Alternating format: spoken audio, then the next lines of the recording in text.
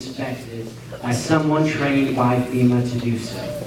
We have, as of today, 2,085 inspectors working in the state of Texas. They have completed or been assigned to 200,000 homes.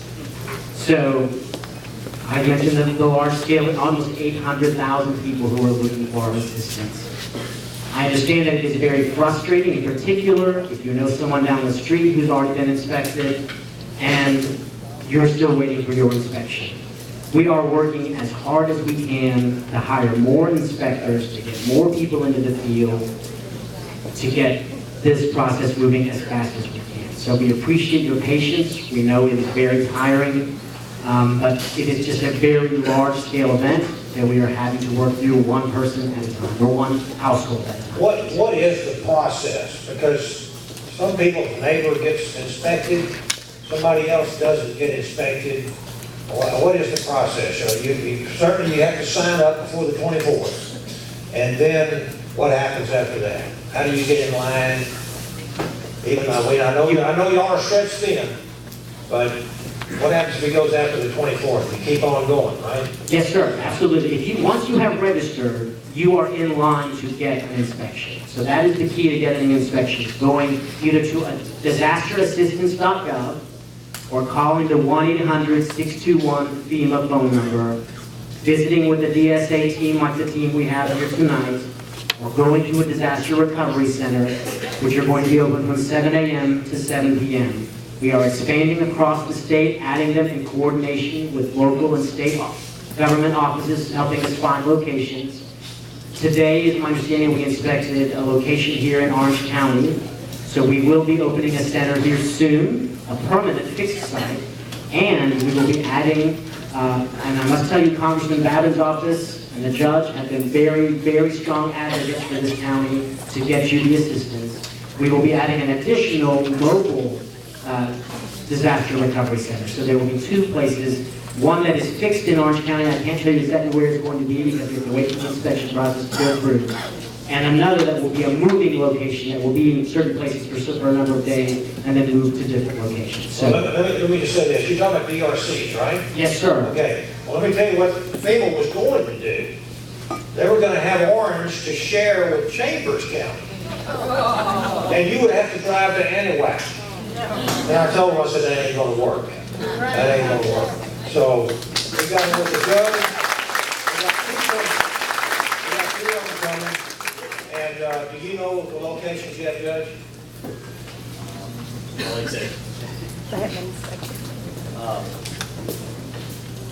There'll be one in Orange and one in Vidor, and I signed the leases for both of those around 2 o'clock today. Good. I told the guy, I said, hey, do you know how far it is from Orange to Anahuac? We looked it up. It's 56 miles. So we knew that wasn't going to work. Okay, and I think I can answer this too. Is FEMA giving extensions on current housing arrangements? I believe our governor has extended that to October the 24th, right? October 23rd. October 23rd. I knew that. Okay. So your housing arrangements have been extended by our governor, state of Texas, Greg Abbott, to the 23rd of October. What is the interest rate on an SBA loan? How long are the terms? I have 2 rentals. Can you have more than one loan? Mr. Kamar. The interest rate question is specific to homeowners. Let me cover all the target. Renters, personal property, homeowners, personal property, 1.75% fixed. No fees, no points, no closing costs. First payment due a year from now. Wow.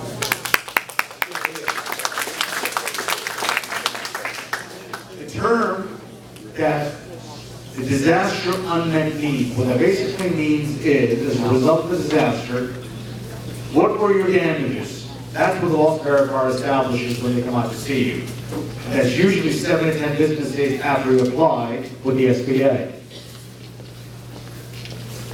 30-year term is the maximum. Now, the question about landlords. landlords, if they file their tax returns under Schedule E, they can request assistance for the physical damages to their property, along with the economic loss that they've incurred because their renter left the premises because they couldn't live there. Is there a question to that? Can you have more than one loan? Yes. Fair enough. In the case of a landlord, the loan would be both for physical damages and economic injury, up to a maximum of $2 million. So if I, Sushil, have lost my home, I'll get a loan against my home for a personal property. Then as a landlord, I can get a separate loan as a business owner. So the long answer is, yes, you can have more than one loan. Okay, thank you. Also, before you sit down and give that mic back, what is the business interest rate? 3.30% fixed for up to 30 years. 3.3. 3.3. Why is that so much more than the individual homeowner? Interesting question. Businesses operate for the sole purpose of getting a profit. So when you earn a profit, you can pay a little bit more. Yeah. That's really the mindset. Whereas homeowners and renters are employees, work for someone else, so the subsidy is a little larger. And while we're at it, the interest rate for churches, nonprofits, is 2.50%, also fixed with the same terms, up to 30 years, no fees, no points, no closing costs. Right, thank you. And speaking of churches, I tell you what, we would be in bad shape if it wasn't for churches. Amen.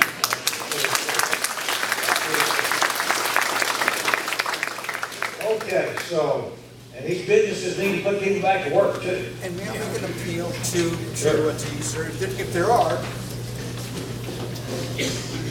I've been talking to a lot of my fellow economic development companies out here. Shout out to Ida, Jessica, if you're around. Where are you, Dave? She's on the floor. She's on the floor. Oh, there you are. I didn't even see you. It's on the ground. So if you folks know of churches, please send them our way. We will. I fielded a lot of questions today, about 10 or 15 phone calls, where people didn't know that churches could be underwritten for physical damages and economic injury. So if you folks know churches that need assistance that you belong to, please send them my way. Reach out to Laney. Laney has my phone number. We'll be glad to assist them. And that's 2.5%. That's correct. That's correct, sir. Okay. Will I be able to apply for DSNAP? I worked and could not get to a location before 5:30 p.m. I arrived at 5:45 and I was told by the sheriff's department that I could not apply. My name is Nate with the State of Texas and the Health and Human Services Commission. I don't have an exact answer for that. We would refer you to the state number 211 and follow the prompts through there and to get that information. All right, now wait a minute. We got to have a better answer than that. Okay? If they arrive 15 minutes late and they're told now that they cannot apply, and you can't tell us why, who can tell us why? I can give you a better answer here in a few minutes. Okay, that's the deal. We're going to hold you to that, though. All right. Oh, so we'll leave it card up here. All right. I have received 2 letters from FEMA, which seem to give conflicting information. Boy, is that strange? Do you have to apply and or accept the SBA loan in order to be considered for the FEMA grant for housing assistance for repair and construction? Well, it depends on what it says on your application. Because it will say SBA and it will tell us if you're eligible or not. If you, on your application, it'll tell us if you're eligible for an SBA loan or not. If you are, we do require that you at least fill out the application. You don't have to take the loan if you don't want to. We just want you to fill out the application just to eliminate any type of double dipping between us and the SBA. This would be a really good time for me to talk about the roles that my federal partners, FEMA, and the Small Business Administration provide, okay? The program is Small Business Administration program is for the uninsured and the underinsured. FEMA is a grants-based program. We are a low interest rate-based program. The heavy lifting really comes from the Small Business Administration. The grant money, and I'm going to have Juan just mention real quick, may I quote the cap for FEMA? If you want to speak on your behalf real quick. $33,300 is the max grant for FEMA. How many of you could recover, recoup, rehabilitate with $33,300 here? Fair enough. The rest of the people here need additional assistance. That's where we come into play. Okay? The program is meant for the uninsured and the underinsured. So the SBA and FEMA together return the community back to its rightful state. So we want to make sure that the grant-based program, and I had another phone call today where they said, well, if FEMA knows that I'm applying for a grant, I mean, the government knows that I'm applying for a grant, do they know that I'm applying for a loan? No. One has nothing to do with the other.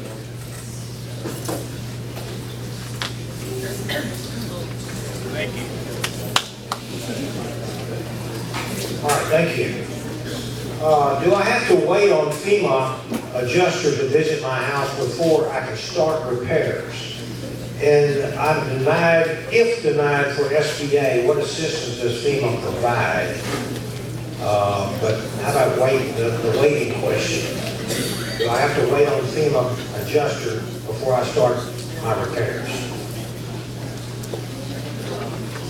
So you don't have to wait on FEMA adjuster, like Juan said earlier, take pictures, document everything, and then if you want to start cleaning up and whatnot, you can do that.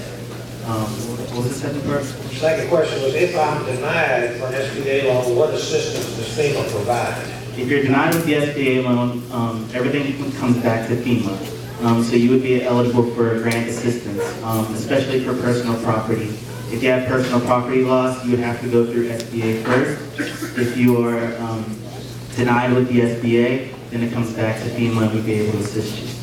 Okay. Did you want to say something else? So, folks, if you could visualize 3 pots of money. The initial pot of money from FEMA to return you to a safe, sanitary, secure condition. Second pot of money is in the form of low interest rate loans. For personal property, for renters and homeowners, is $40,000. For mortgages, dwelling structure damages, things along those lines, $200,000. For nonprofits like churches and businesses of all sizes, $2 million. Or you can understand that nonprofits and businesses do not belong with FEMA because they don't have a program for it. So the last pot of money is what my colleague was mentioning to you under the Other Needs Assistance Program, which is administered jointly by FEMA and the state of Texas. So what we do at the Small Business Administration is make sure that you cash flow and have enough resources to get back on your feet. So FEMA is going to be looking for that denial letter from the SBA. So for those folks who are choosing not to apply with the Small Business Administration, if you choose not to, that's pretty much the end of the road. So the other pot of money that I've visualized, 1, 2, and 3, you can't get to 3 if you don't go through 2. So if you do get a package after registering with FEMA, please take the time to go to a disaster recovery center. The judge mentioned that he's signed a lease, so I'm sure it'll be opening up here fairly quickly. Go through the process and find out if you qualify. If you don't, you'll get that letter. Don't throw that letter away. And let me also, I think there was some confusion on the question previous about cleaning up and repairing before the adjuster got out there. The repairs, not clean up before FEMA adjuster. What, can you elaborate on that? Because I think there was some is that what you wanted to know? When do you start rebuilding? When can you start rebuilding? Can they rebuild before an inspector comes out? Yeah, so it gets fairly specific on what you mean by rebuilding. If you're talking about raising your house or having to put the foundation back down, for people that had complete losses. we could probably talk offline and go through the details of your specific case. But overall, typically, yes, you can start repairing most anything. Again, like Juan was saying, document, keep receipts, take pictures, that sort of thing. But if you're really doing some foundational work or structural work, then we probably need to talk about that. Got it. Okay, thank you. How can I help my neighbor next to my house? She is an older woman and is now in Dallas. Her house is still wet and messy. And Brother Terry, would you like to address this question?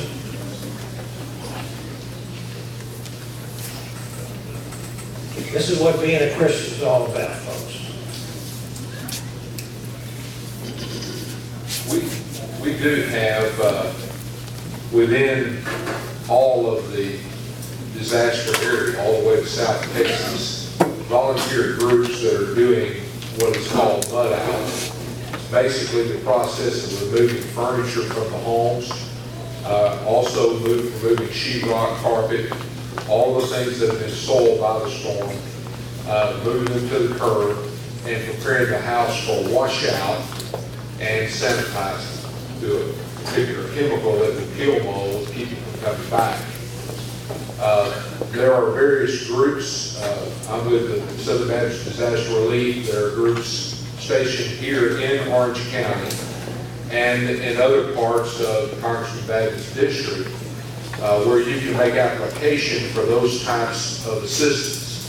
Currently in this county, there are many teams that are working doing that from all over the nation have come here. Matter of fact, the Illinois State Convention is here in Biden, and then Mississippi is here in Orange working. So they are from all over the nation that have come here to help you in that situation. And then in the rebuild effort, there is a local organization that worked in Rita and I to help with rebuild, where you can assist your neighbor, donating materials, donating funds, also working with your FEMA settlement, and using volunteers and those that would come to the area to help you rebuild if you do not have enough assets to rebuild your property. That program could be Nehemiah's Vision. You can go to nehemiahsvisionrecovery.org and you can find out more information about that. Their focus is on the elderly and handicapped, those who are unable to care for themselves is a priority, but they also do work with the underinsured.